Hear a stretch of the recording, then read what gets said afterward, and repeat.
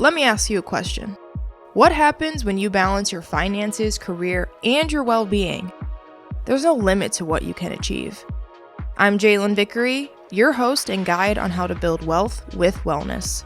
Living in a world of information overload and misleading highlight reels, Finance, Fitness, Finesse is a podcast to help you realize you're not woke, you're broke, and how to change that in your favor. If you're looking to elevate your wealth, well-being, and discover the power of balance, tune in to learn why money matters, but wellness counts.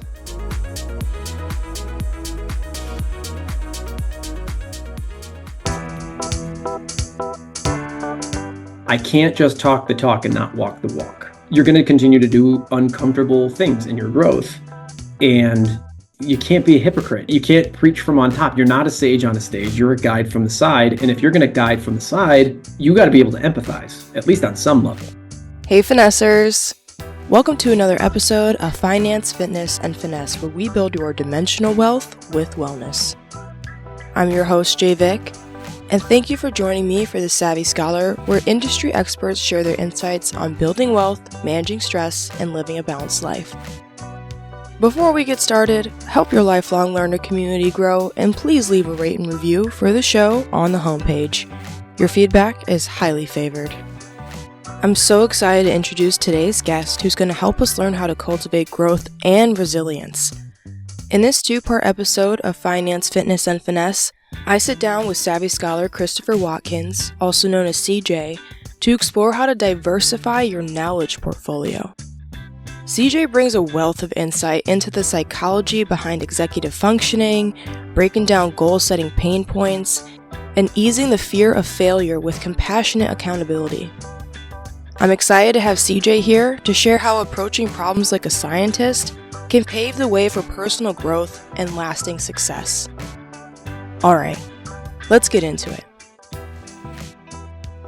I mean, what has it been like for you since graduating? Like, can you just break down what it's like to discover passion and purpose? My turn to try and keep it as concise as possible, because boy, oh boy, is it a messy path. That's a great question. It came down to this. I mean, you bring up something that is a passion of mine. So I'm a big believer in this kind of new scope of thinking where when you go to engage with life and make a life plan, think about it through the lens of what's a challenge, what's a problem, what's a pain point that I love, what's a problem I can fall in love with. And the reason I like that frame of mind a little better than like, what's my passion? Not that there's anything wrong with that thinking, but when you think what's my passion, it's a little bit me-centric. It's a lot of pressure on like, well, what do I really care about? And sometimes it could even slip into like, what can it do for me thinking?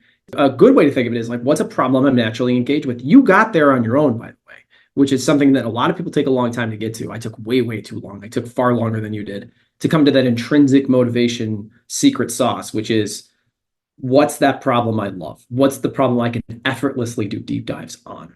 That is great that you ended up on that conclusion. And I think it's not accidental that through running, you were giving yourself on accident almost that time and space to actually just think that through. You know, instead of all of the white noise and passive pressure that's around us of like, you got to pick your major, you got to have a career, you got to have a path set, you got to have a plan, and then make sure you execute on that plan. It's just it's not how life works for most people. There are people that does work for. I would argue they're more the exception than the rule.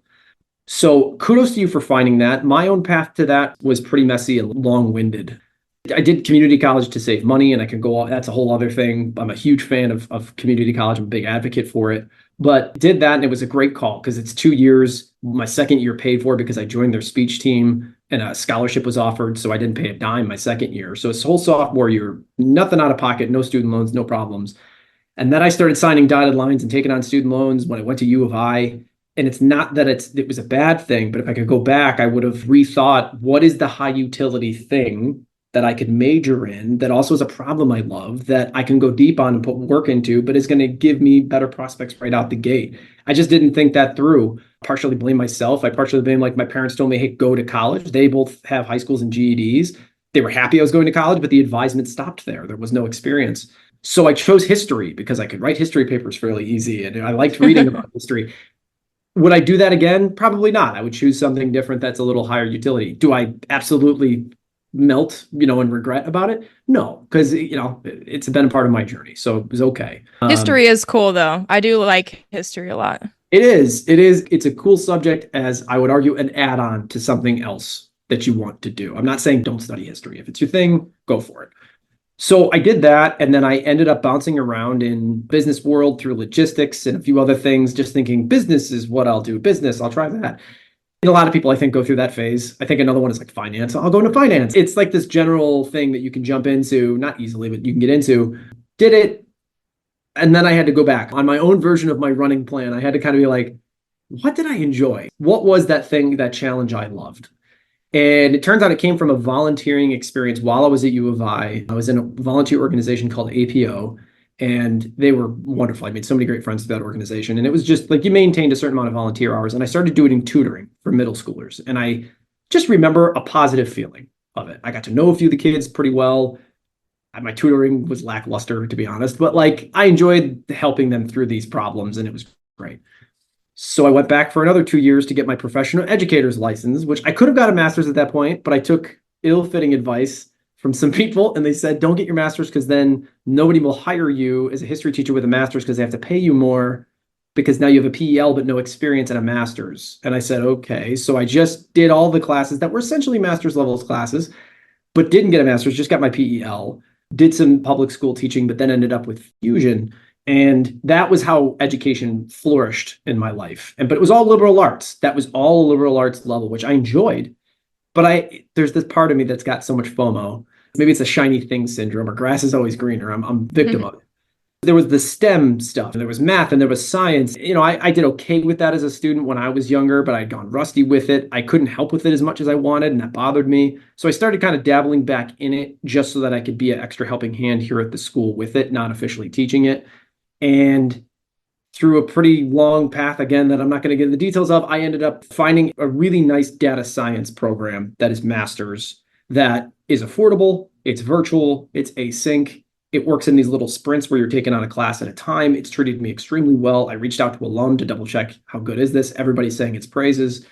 So yeah, I've picked that up. And by this point, through instruction of others and through this experience with Fusion, now coming up on 9 years, which is nuts, I decided that it's about layering on more and more mental models. It's about acquiring and shopping and being a lifelong learner, acquiring new frameworks of mind and ways of thinking. And then the skills that come as a byproduct of that, the things that you can do as a byproduct of that, maybe a new career direction as a byproduct of that, is all awesome. I'm enjoying that, and I'm not afraid to take advantage of those. But the key element is, what new layers of thinking can I add to this that, again, gives me yet another layer to my lattice work of mental models? Data science is jarring right now for me in a great way. I'm not a straight numbers thinker. I'm a warm, from the gut, human story, human connection guy. But there's a cross section there. Just like you had that Venn diagram, that shaded area for you was the therapeutic approach mixed with the finances. You put it all together, you get this unique perspective.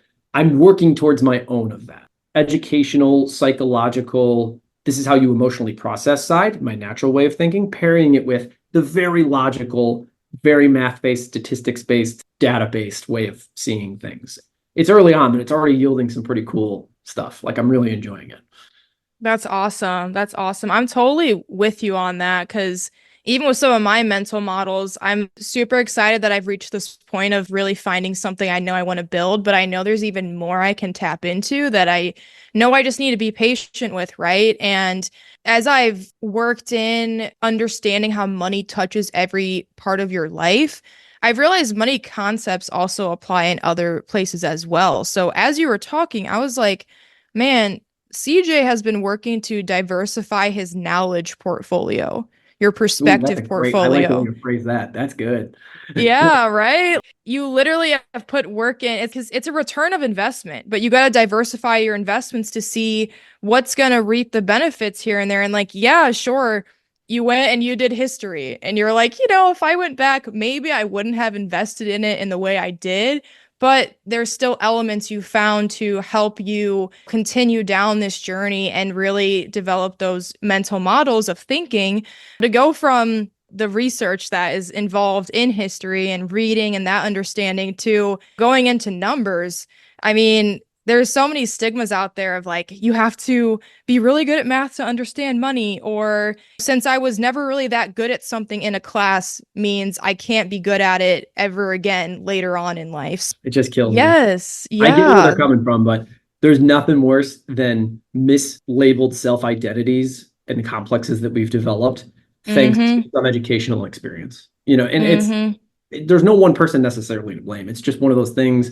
You're going through a lot of formative years, and the one shared thing we have is education. I hate when you hear that. It's the worst. That I've carried that thinking as well. And it takes a long time and a lot of work to offload that stuff where you're like, no, I can come back around to this. If I come back around to something new and learn something new in a new way, as a person I am now, I am not who I was those years ago. You're always approaching something as a new person, but that takes a long time to warm up to that thinking.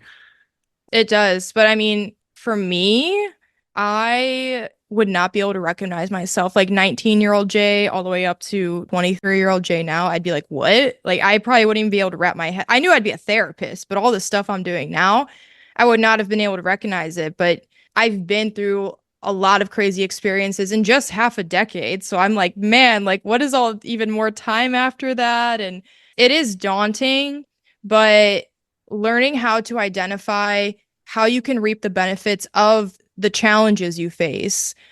What can I take from this problem to feed back into myself so that I can find that passion in working with problems? I've never thought of it like that. And I wish I was almost introduced to that even sooner. I'm glad I'm introduced to it now. And that's why I talk to people like you, CJ, so I It's can, develop those yeah. mental I models. wish I could Yeah. take credit for it for the fall in love with the problem, but that came from Yeah. many pods, because I'm a pod junkie like you, from Lenny's newsletter, or Lenny's pod, I believe is what it's called. But he had the founder of Waze, the app, on there. He's started multiple successful companies, Waze being his biggest, but there was multiple. And he basically said the prevailing philosophy that has followed him everywhere was love the problem. Like he had a t-shirt said like love the problem. He's got some book out about it, but I got the main idea.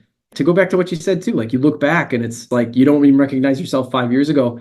With the diversification you're putting on your knowledge portfolio right now and the things you're doing with this and everything else and the amazing work you're doing, it's hard to even imagine what 5 years from now looks like, because the roots and the plant, the things you're planting right now are going to yield dividends for you, like the network, the knowledge, everything. It's so cool. You're doing it right at a very early age, and it's wonderful. It's a good thing. Thank you. Thank you, CJ. I appreciate that. I'm learning to embrace the rush of the discomfort that can come from, oh my gosh, I'm talking to more people. Oh my gosh, now I'm, doing a podcast. Now I'm doing an interview. Now I'm starting a business.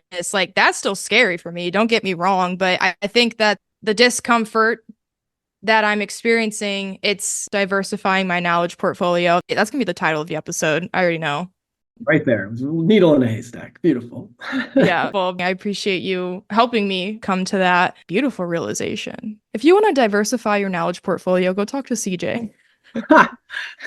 I'm glad to jam with anybody on how they want to do it for themselves. I will say just that example alone is a great micro example of you're doing all the work. You're searching and probing your own thinking. You found it. I'm just here to jam with you about it. I'm with you. I'm with you. Idea generation teams, again, that is something that my audience, it's the finesser community. And CJ, you're also a finesser and lifelong learner. How has pursuing new skills throughout your life helped you grow in terms of that self-awareness and personal development that we need to continue to foster as we age? I think I started doing it more intentionally, or continue to do so even, later 20s into my 30s, because I can't just talk the talk and not walk the walk. So that goes back to what we were talking about with my parents.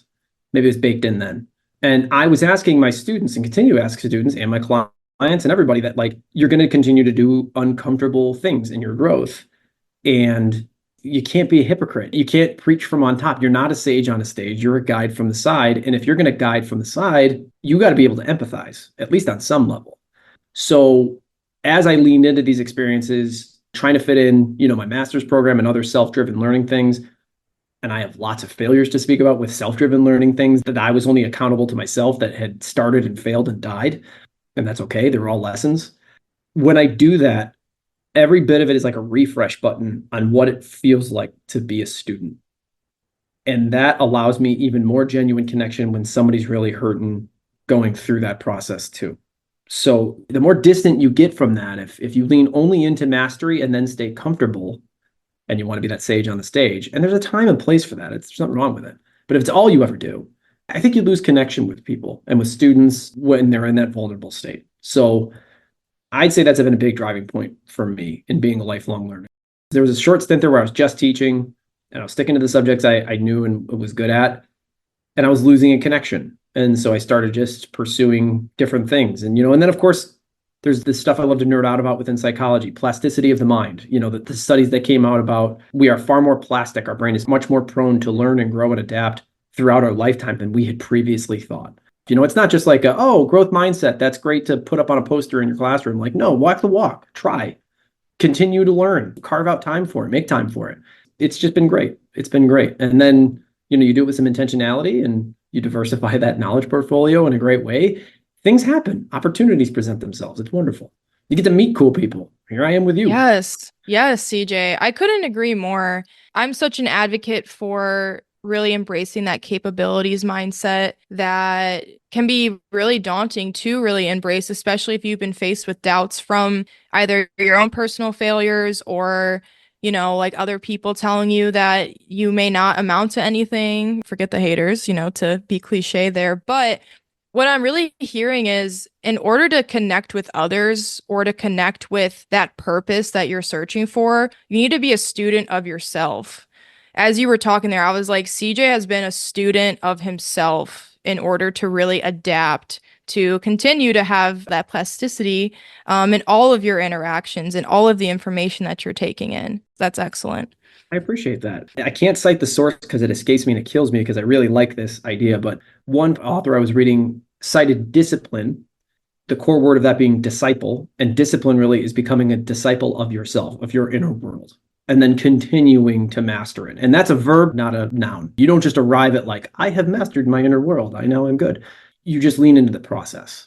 And that can include things like reflective practices, trying to teach others other things and then learning from that process, diary entries at the end of the day, gratitude journals. There's a million tools. There's a million tools out there for all the things that are principle based. But the principle stuff, those are the rocks. Those are the things that are tried and true. And so the principle is to reflect on your inner world and learn from it, and then use that to try and give out more or solve problems that are worth solving in the world. How you do that, the tools you do that, the career you choose, all that. Thousands of choices, and that's okay. If you stick to the principle, it's probably all going to work out. That totally makes sense because even working with some of my clients, I've had to be pretty blunt with them and say, health takes effort. Moving throughout your day, and it's great that you can recognize that you may not be happy in the current environment, situation, frame of thinking that you're in, but it's going to take literal intentional effort. Like you're going to have to expend energy to invest your time, your energy, your mind into things that can help change that perspective. I mean, these mental models, that perspective shift, it's working a muscle, just like it is with working out. So I'm totally with you on that. What do you find when you're working with people and they push back on that? At the end of the day, logically, we can know all day, yes, this is going to take effort over the long haul. I probably trip and fall on my face a few times. And even some people who haven't got to that level, they just think they want the silver bullet. They want the simple answer. They want the quick fix.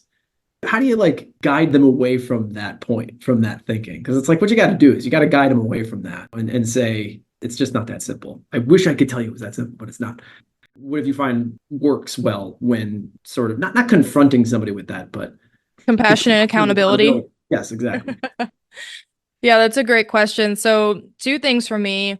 I've realized that a motivation mindset is not going to work because if you're sitting around waiting for motivation to hit, you're going to get that hit maybe once a week, once a month. I mean, it's not guaranteed, but I really preach the momentum mindset. Literally, what is the tiniest baby step I can take here to start getting me in the right direction? Is it listening to a podcast just to have my ears be filled with something else besides my swirling thoughts that are just crippling me to sit here and just stare out the window?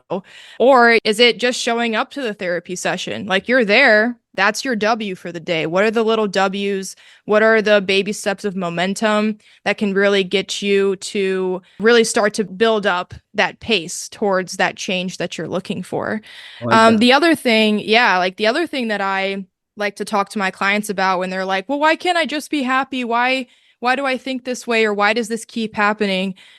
I discuss with them how the challenges we face in life are what make life interesting. It's what makes life worthwhile. If we were happy all the time and everything was perfect, we wouldn't even know what happiness is. It's the hard things that we face that make the times of peace, of abundance, of intellectual freedom powerful. That's what really immerses us in that experience, are the challenges we face. That's good stuff. I like that. Thanks, I like CJ. that. Thank you. We've discussed a little bit about executive functioning and a lot of different psychology terms, again, showing the diversity of his portfolio of knowledge. So for my listeners that don't know, executive functioning is a set of cognitive skills that help you plan, organize, carry out tasks, your goals, etc. CJ, I believe you're an executive functioning coach, correct? Yes. I started strictly executive functioning coach. I coached for others at other companies, and then I kind of have been leaning into my own thing. And it's a huge umbrella, a huge arm of what I like to do, in addition to mindset shift coaching. How do we come up with new and novel ways to think about how you're approaching problems? But yes, executive functioning it's got to be part of the equation. It's the soft skills that we're not all usually explicitly taught that empower doing everything else. And they can be easily overlooked. Oh, most definitely. I don't think enough people even really know about the abilities we have around executive functioning. I've been working with one of my clients about, he was saying how Mr. Executive Function is taking over his day today. And that's how he just chooses to operate, to make sure that he's like, all right, let me get just these tasks down, just so he's not getting as distracted. So we talk about how executive functioning can help you get a lot of those concrete nitty-gritty tasks done, but also how it can help with your time management around what you want to get done each day. Because we have such a huge laundry list of things that are always on our shoulders. I mean, like inboxes are the pit of hell with how they're just never ending. Never And stop. so, yeah, they never stop. They never stop. Are there any tips you would give young adults on how they can start to embrace executive functioning or elevate that part of their life? Yes. I mean, painting with a little bit of a broad brush, because I will say executive functioning is a deeply personal journey. When you go to attain these skills or learn a little bit about it or start to grow those skills more explicitly for yourself. So I'll paint with a broad brush. I'll just say this again, speaking more to the principles than concrete tools, but anybody can contact me for specific tools or whatever after this. One of the principles is bringing your awareness around to where the biggest pain points are. I'm guilty of this. I don't pretend like I'm above this. Whenever we have a pain point and we have a recurrent problem, often enough, our ego tries to protect itself, and we don't stare that problem head on in the face. It's one of those, like, we can make up stories. Our brain is extremely good at telling us stories. And sometimes that serves us. It tells us a story about something or comes up with a theory. We were like, oh, no, I got that figured out. And that serves us because it's a heuristic. Your brain is trying to conserve energy. It's taking the route of least resistance. But occasionally, to protect itself, it will just tell itself a story, make up something, say it's that thing, that institution, that person's fault. My life is just crapping on me. It's raining. There's just too much to do, and I don't know how this happened. It's not my fault. The first thing to do is bring your awareness around, what can I possibly own in this situation? What are my levers of control? Okay, cool. We bring our awareness around to that. And if it's just literally writing down a list of these are the things I could start doing or I think I have control of, that's fine. It can be very simple. And then once you have that identified, it's like the awareness is coming around. You can go shopping for tools. You can go shopping for, okay, this is my pain point. I have a to-do list, so I know what I need to do.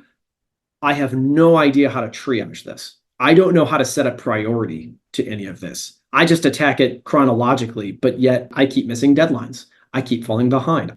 I'm working my tail off and putting every minute of efficiency I can into this. I'm crossing some things off, but it's not working. Okay, great. Now we're working with something. Now you're working with something.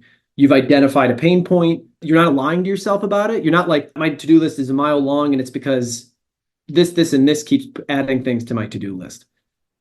No, you have a kind awareness with yourself of, okay, yes, at least I have a to-do list where everything is housed in one place. What I need is another layer of triage to this. Something like an Eisenhower matrix, something like time blocking, something like a master to-do list, but then create a today to-do list only. So you create a list that is realistic for that day, so you actually psychologically feel good when the to-do list is done.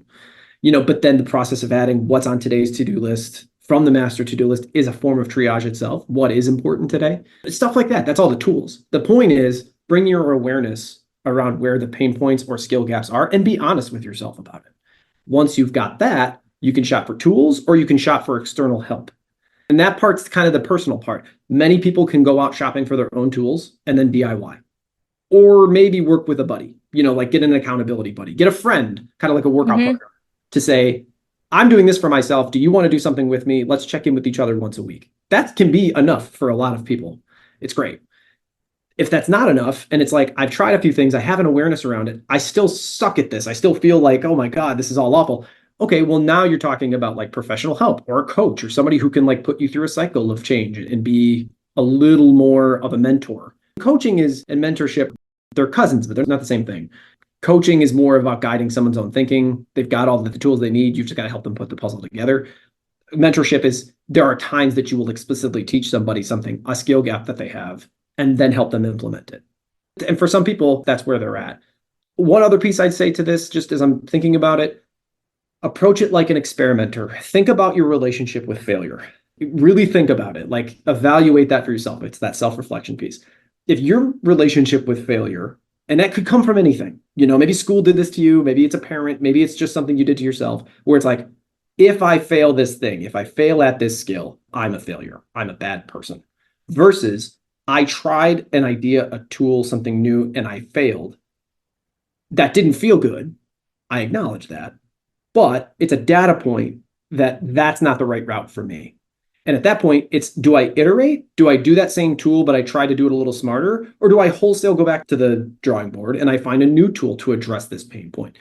If we told scientists in the lab, failure means you're a bad scientist, we'd have no breakthroughs. They celebrate failure because, okay, that's one thing that doesn't work. I'm going to find another. So I would say really evaluate your relationship with failure. And once you've got that pinned down, if it's unhealthy, do what you can to try and make that healthier. If that's by yourself or with somebody else, great. If you need professional help, there's people out there. And then once you've got that pinned down, approach it like a scientist. Start trying things and don't get too caught up if it doesn't work. Just pick yourself up and try again.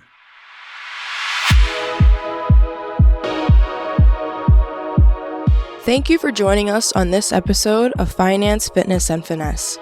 A big thank you to CJ Watkins for sharing his journey and expertise with us. Remember, dimensional wealth is key to building a better future. And with community leaders like CJ, we're one step closer to a financially empowered society. If you enjoyed this episode, and I hope you did, help me learn with you and be sure to subscribe, rate, and leave a review. You can find where to contact me in the show notes. I'd love to hear from you guys. And please stay tuned for more episodes where we continue to build your dimensional wealth and wellness. I'm JaeVic, and please don't act woke and be broke. Stay savvy, and if you don't know, now you know. Disclaimer, this podcast is for informational purposes only and does not constitute financial or mental health advice. Always seek professional guidance tailored to your personal needs.